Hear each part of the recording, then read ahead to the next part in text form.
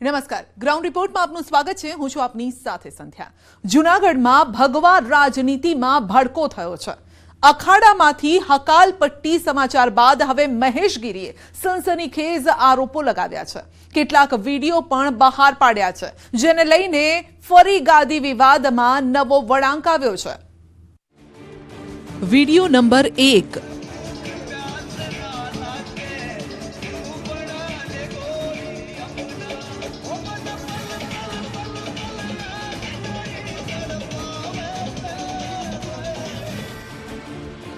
Video number 2।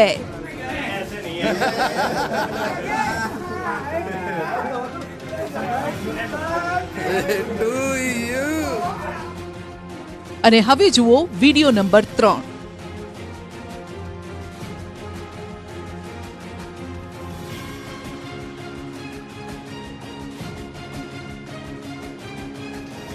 જૂનાગઢના ભવનાથના મેળામાં કહેવાતા સાધુઓ દ્વારા થતો નગ્ન નાચ પણ જોઈ લો। જૂનાગઢના પવિત્ર શિવરાત્રીના મેળામાં કેટલાક સાધુઓ દ્વારા ભવાડા થઈ રહ્યા છે। દારૂના જામ છલકાવવામાં આવતા હોવાના અને વેશ્યાઓને બોલાવી નગ્ન નાચ અને મુજરા થતા હોવાના સણસણતા આક્ષેપ મહેશગીરીએ કર્યા છે।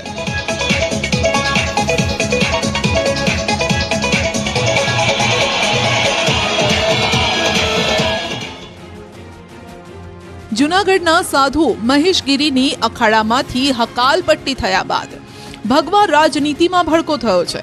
મહેશગીરીએ જૂનાગઢના ભવનાથમાં હરિગીરી અને તેના ચેલાઓ દ્વારા અખાડામાં ચાલતા સમગ્ર પાપનો ઘટસ્ફોટ કર્યો। મહેશગીરીએ ગંભીર આરોપ લગાવ્યા કે 2024ના શિવરાત્રીના મેળામાં હરિગીરી અને તેના ચેલાઓએ વેશ્યાઓ બોલાવી મુજરો કર્યો હતો। એટલું જ નહીં, એક અખાડામાં ચાલતી ગંદી હરકતનો એક બીજો વિડીયો પણ મીડિયા સમક્ષ મૂક્યો, જેમાં એક અખાડામાં એક સાધુની જન્મદિવસની પાર્ટી પર કેક કટિંગ થઈ રહ્યું છે। તેમણે હરિગીરી પર વેશ્યાવૃત્તિ, નકલી સાધુઓ, દારૂ અને મુજરા થતા હોવાના આરોપ લગાવ્યા। મહેશગીરીએ પત્રકાર પરિષદ કરીને આ વિડીયો રિલીઝ કર્યા। क्या ये सनातनी साधु है? केक पार्टी चल रही है, अंग्रेजी पार्टी, ये जितने जांच कमेटी में नाम है वो सब है। मैं वीडियो प्रेस को दूंगा। दूसरा क्या बोलूं मैं, अब हंसी आती है। दूसरा पाप, शिवरात्रि के अंदर मारा शिवरात्रि ने अपवित्र करवानुं काम आ हरिगीरीए कर्युं छे। 2024ના મેળામાં मुजरा થઈ રહ્યા છે। 2024 के महाशिवरात्रि के मेले में मुजरे हो रहे, और कौन? ये हरिगिरी के चेले चपाटे, ये लोग।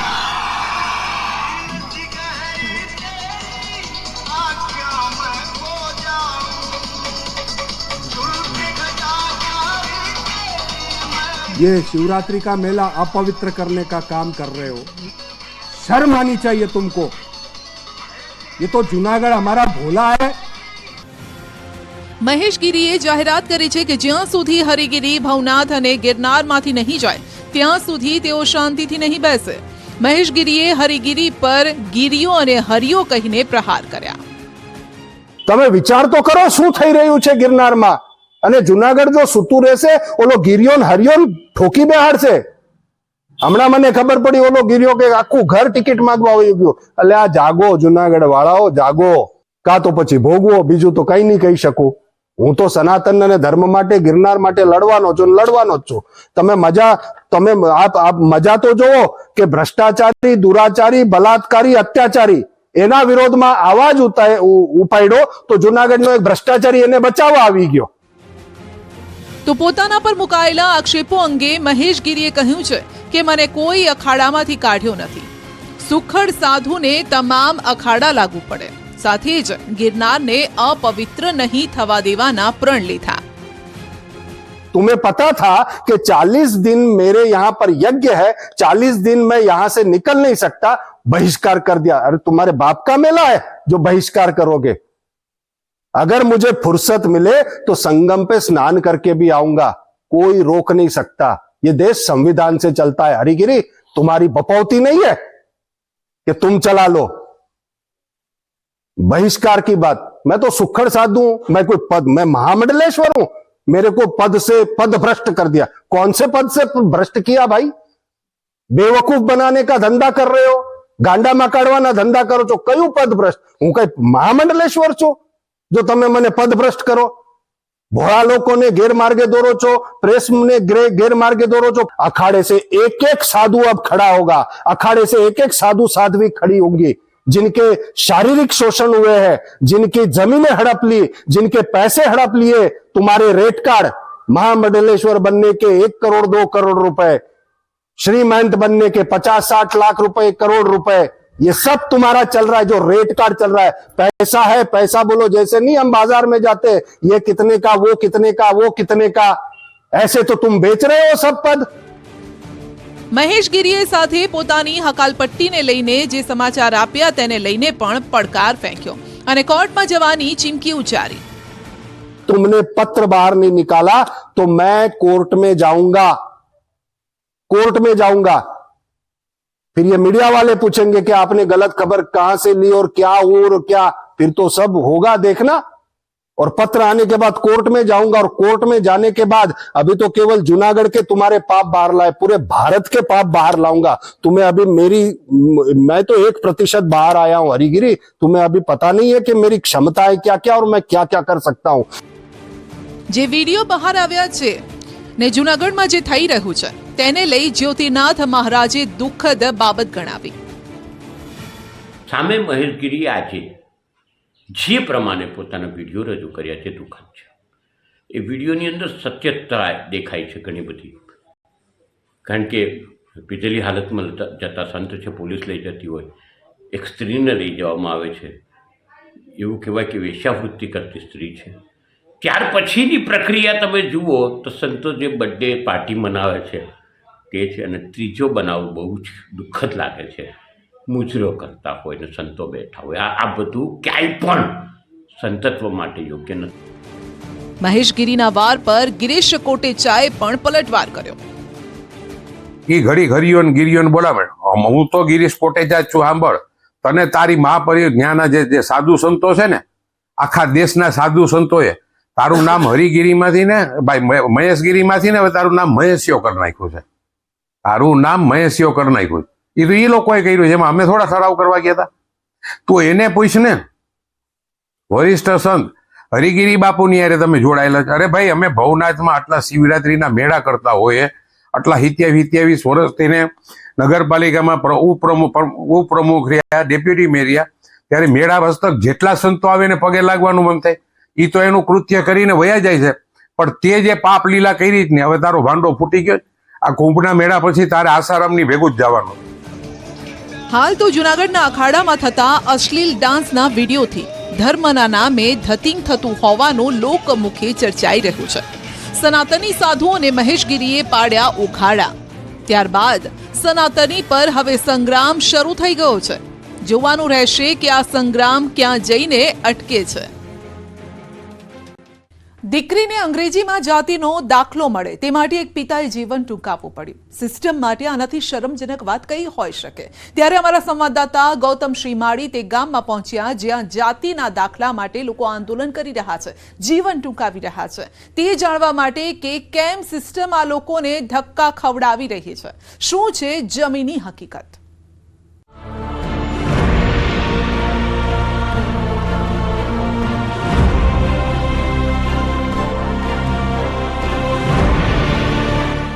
ગુજરાતીનો દાખલો હતો અને પપ્પા ઇંગ્લિશનો દાખલો લેવા ગયા હતા, પણ ત્યાં તેમને વારંવાર ધક્કા ખાવા પડ્યા। આર્થિક રીતે તે પરિસ્થિતિ ખરાબ થઈ ગઈ। આ ચહેરાની લાચારી માટે જવાબદાર કોણ છે? આ દીકરીના માથેથી પિતાની છત્રછાયા જતી રહી તેના માટે જવાબદાર કોણ? સરકારી સિસ્ટમ એટલી ક્રૂર કેમ બની ગઈ કે એક પિતાએ પોતાની દીકરીને જાતિનો દાખલો અંગ્રેજીમાં ન મળતા આત્મહત્યા કરવી પડી? આંખોમાં સરકારી નોકરીના સપના સાથે ચેતન પાદરિયા પણ સરકારી નોકરી માટેની પરીક્ષાની તૈયારી કરી રહ્યો છે। આ યુવાન આદિવાસી હોવા છતાં પણ તેને જાતિનો દાખલો ન મળતા આદિવાસીઓને જે લાભ મળે છે તે નથી મળી રહ્યા। આ યુવાનના સપનાઓ પણ સિસ્ટમની આંટી ઘૂંટીમાં અટવાયા છે. દાખલાના કારણે ઘણી બધી મુશ્કેલી પડી રહી છે. જ્યારે અમે કોલેજમાં ભણતા ત્યારે અમને શિષ્યવૃત્તિ મેળવવામાં પણ ઘણી બધી તકલીફો પડતી હતી. ત્યાર પછી જ્યારે અમે એપ્લાય કરીએ કોઈ પણ જોબ માટે ત્યારે પણ એસટીનું પ્રમાણપત્ર ન હોવાના કારણે અમારે ઘણી બધી તકલીફો પડે છે. આ ચહેરા પર પણ નિરાશાનું કારણ કોણ છે? આ ચહેરા પર ભવિષ્યની ચિંતાનું કારણ કોણ છે? આવા એક નહીં, મહીસાગર જિલ્લામાં કેટલાય આદિવાસી ચહેરા મળશે જેમની ખુશીઓ બંધક બનેલી છે.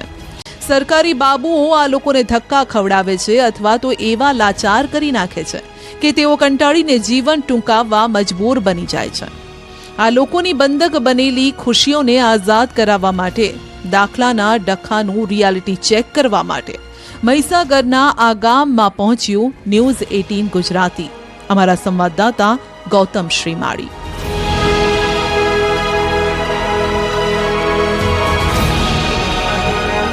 ગુજરાતના મહીસાગર જિલ્લાના જે આદિવાસી સમુદાયના લોકો જે છે તે પોતાની જ્ઞાતિનું, સમુદાયનું જે પ્રમાણપત્ર લેવા માટે અનેક યાતનાઓ જે છે તે સહન કરી રહ્યા છે.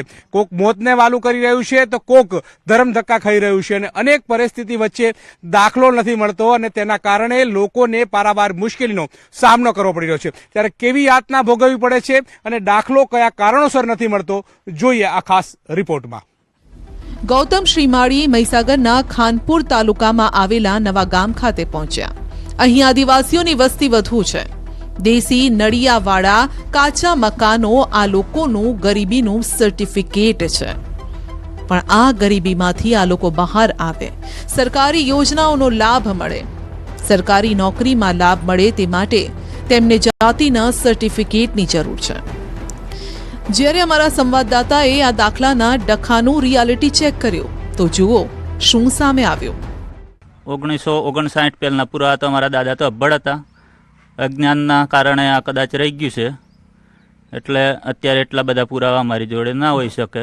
અને બીજું તો ઘણા બધા પુરાવા લાયા છે, આપ્યા છે, સરકારમાં રજૂઆત કરી છે, બતાવ્યા છે, ત્યાં સુધી થઈ જશે એવું કહે છે. દાખલાનો ડખો આ એક ગામનો નથી, અંદાજે 80 ગામોમાં વસતા ડામોર, ભીલ જાતિના લોકોની આ સમસ્યા છે, જેમને જાતિનું પ્રમાણપત્ર મેળવવા માટે હાડમારી વેઠવી પડી રહી છે.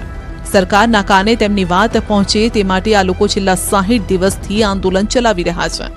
આંદોલનના ભાગરૂપે જ ગામ લોકો પોતાના બાળકોને શાળાએ પણ નથી મોકલતા. ત્યારે અમારા સંવાદદાતાએ શાળા જઈને જોયું તો આદિવાસી બાળકોની હાજરી જોવા ન મળી. લોકોનો આરોપ છે કે આંદોલન ચાલુ કર્યું તો સરકારે તેમને 15 દિવસમાં દાખલો મળી જશે તેવી હૈયાધારણા આપી આંદોલન સમેટી દીધું હતું. પણ તેમ છતાં દાખલો ન મળતા ફરી આંદોલન શરૂ કર્યું. હવે લોકો સમસ્યાનું સમાધાન ન થાય તો ચૂંટણી બહિષ્કારની ચીમકી ઉચ્ચારી રહ્યા છે. તમને દાખલા 15 દિવસમાં અમે આપીશું એવું કરીને અમારું આંદોલન સમેટી દીધા પછી ફરી અમે આંદોલન કર્યું અને સરકાર અમારા વિશે કંઈ પણ વિચાર કરતી નથી એવું છે. અને જો આ 15 દિવસ કે આ અગાઉ સમયમાં જો અમને દાખલાનો સરકાર કોઈ પણ જવાબ નહીં આપશે તો આવતી ચૂંટણીનો બહિષ્કાર કરશું અને અમારું આંદોલન ઉગ્ર બનાવવાની અમારી ચીમકી છે. દાખલાના કારણે આ બાળકોનું ભવિષ્ય અંધકારમય બની રહ્યું છે. દાખલાના ડખામાં બાળકોનું ભણતર ન બગડે તે માટે હવે આચાર્ય પ્રયાસ શરૂ કર્યા છે. અમારા જે ઉપલી કચેરીના જે અધિકારીઓ છે એમનો પણ સાથ સહકાર મદદ લઈ અને વાલીઓને સમજાવટ કર્યો છે. હવે છેલ્લા 2-4 દિવસથી આ બાળકો શાળાએ આવતા થયા છે. મારી શાળામાં આજે પણ 213 બાળકો જે રજીસ્ટર સંખ્યા છે એ પૈકી આજે 156 બાળકો હાજર છે. ગઈકાલે 144 હતા, એના પહેલાં 103 હતા, એના પહેલાં 100 હતા. એટલે ધીરે ધીરે હવે આ વાલીઓને અમે સમજાવટ કરી છે કે તમારો જે દાખલાનો વિષય છે એ સરકારી એકેડેમિક વિષય છે, બરાબર. આ નાના ભૂલકાઓનું શિક્ષણ બગડી રહ્યું છે એટલે એની અમને સતત ચિંતા થાય છે. એટલે અમે સતત વાલીઓને સમજાવવા માટે પ્રયત્નો કર્યા છે. શાળાના આચાર્ય અને ગ્રામજનો સાથે વાર્તાલાપ કરી અમે આગળ વધ્યા. વાસ્તવિક સ્થિતિ કે જાતિ અંગેના પ્રમાણપત્ર મેળવવા કેટલી મુશ્કેલી પડી રહી છે તે વાસ્તવિક સ્થિતિ જાણવા અમે આગળ વધ્યા. તો ગામમાં જવા માટે પાકો રસ્તો પણ નહોતો. જ્યાં ઝાડી ઝાંખરા વચ્ચે 2 વ્હીલર ચાલે તેટલી જ જગ્યા હતી. છતાં પણ અમારા સંવાદદાતા 2 વ્હીલર પર આગળ વધ્યા. ટુ વ્હીલર પર સવાર થઈને અમે આ ગામના લોકોને દાખલાના ડખાને લઈ કેટલી મુશ્કેલી પડે છે તેનો ચિતાર મેળવવાનો પ્રયાસ કર્યો. અમારા સંવાદદાતા આગળ વધતા ગયા અને અમારો ભેટો ઘરની બહાર પુસ્તકો વાંચતા આ યુવાન સાથે થયો. ચેતન નામના આ યુવાને અંગ્રેજી માધ્યમમાં બીએડ કર્યું છે.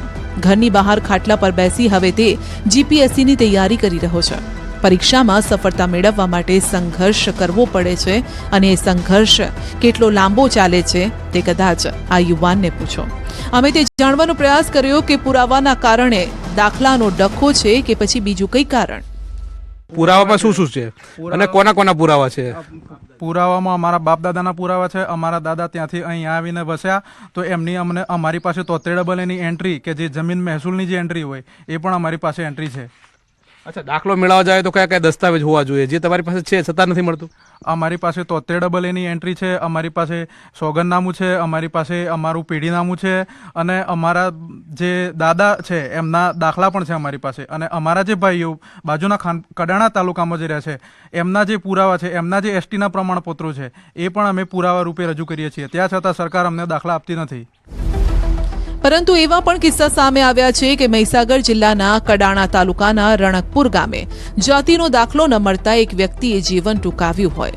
કેમ કે તાજેતરમાં જ રણકપુરના ડામોર ઉદાભાઈની પુત્રી ધ્રુવિશાને બનાસકાંઠા જિલ્લામાં પોસ્ટ માસ્ટરની નોકરી મળી, જેમાં ધ્રુવિશા પાસે ગુજરાતીમાં જાતિ અંગેનું પ્રમાણપત્ર હતું, પરંતુ તેને જે પોસ્ટ વિભાગમાં નોકરી મળી હતી ત્યાં અંગ્રેજીવાળું જાતિ પ્રમાણપત્ર રજૂ કરવાનું હતું, જે માટે ધ્રુવિશાના પિતા અંગ્રેજીમાં દાખલો મેળવવા અરજી કર્યા બાદ અંગ્રેજીમાં દાખલા માટે અનેક ધક્કા ખાતા હતા.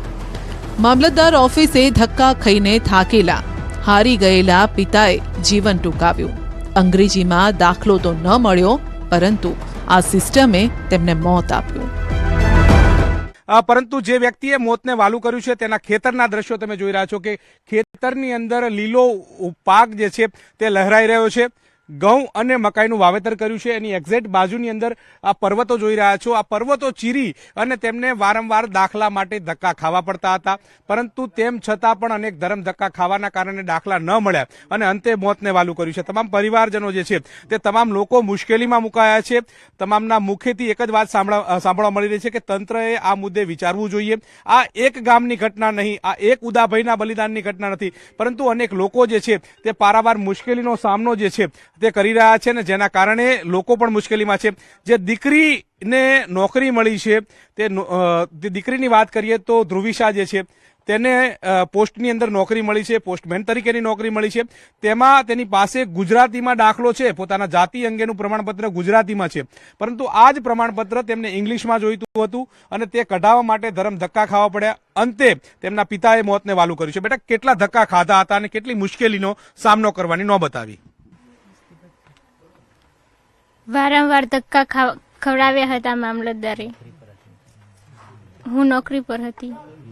આ બેબી રીતે બહાર એટલે એને ખબર નહીં કે ભાઈ એના ફાધરને અમે જાણીએ, અમે સ્થાનિક રહેતા ભેગા, એટલે કે મને કે આ તમે તો સોગંદનામામાં સહીઓ કરવા જતા કે આ 10 જણોનો કે 5 જણોનો આ રૂબરૂ સોગંદનામા ફોટા હાથે આધાર કાર્ડ લઈને જતા, એટલે કે ખોટું પડે. પાછા બીજા દિવસે અઠવાડિયું તો હું જ ગયેલો સાહેબ. આવું શું થતું હતું? તમે જતા હતા શું મળે? ખોટું જ પડે કે આ લાવો ને બીજું લાવો, પાછો નવો જ પુરાવો એક હાથે લખીને આપી દો ને સાહેબ તમે આટલા. એક હાથે અમે પુરાવા કરતા આજે આજુ લાવો, કાલે પેલી નકલ જૂની સ્ટેટની નકલ લાવો, કાલે કાંઈ જન્મ તારીખના દાખલા લાવો હવરના.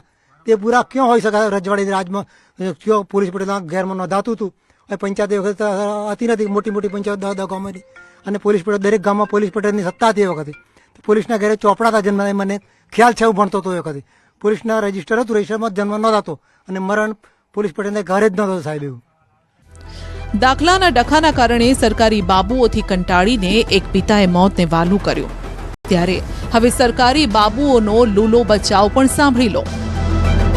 હવે દાખલો ઇસ્યુ અરજી મળ્યાથી પુરાવા પરફેક્ટ હોય તો 45 દિવસની સમય મર્યાદા છે. આ જે ઇસ્યુ જે થયો છે મહિનાનો આક્ષેપ લગાવી રહ્યા છે, પણ આ વિથિન 10-11 દિવસમાં તો એમને ઓકે બી કહી દીધું છે. પરંતુ સાંજનો સમય હતો અને જે અરજદાર જે ધ્રુવિશાબેન છે એ અવેલેબલ નહોતા, એટલે સાહેબે એમના ફાધરને એમ કીધું કે આવતીકાલે. એ બેન જે હતા એ નોકરી પર હતા જે તે ટાઈમ, એટલે હવે એ આવી શકે એમ બી નહોતા. જો હા પાડી હોત તાત્કાલિક જો કર્યું હોત તો બી એ અશક્ય વસ્તુ હતી.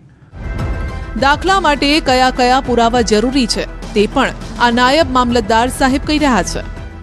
તો અહીંયા મામલતદાર ઓફિસમાં આપણે પહેલાં તો અરજી કરવાની હોય છે અને એની સાથે દાદા પરદાદા 1960ના પુરાવા આપણે લેતા હોઈએ છીએ કે જે હિન્દુ ભીલ હોય એવી રીતનું. પછી પેઢીનામું છે, પછી સોગંદનામા છે, એના આધારે આપણે અરજી સ્વીકારતા હોય છે અને જે જૂની સાતબાર હોય, નકલો હોય એ રીતના એટેચ કરીને અહીંયા મામલતદાર ઓફિસમાં આપવાની હોય છે. પણ અમારા સંવાદદાતાની પડતાલમાં તે પણ સામે આવ્યું કે કેટલાય લોકો પુરાવા આપે છે છતાં તેમને જાતિના દાખલા નથી મળી રહ્યા. જાતિના દાખલા મેળવવા માટે સિસ્ટમ તેમને ધક્કા ખવડાવી રહી છે.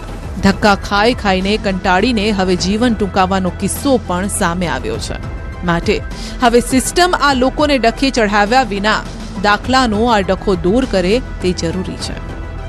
કેમેરામેન હરીશ શર્મા સાથે ગૌતમ શ્રીમાળી, ન્યૂઝ 18 ગુજરાતી, મહીસાગર.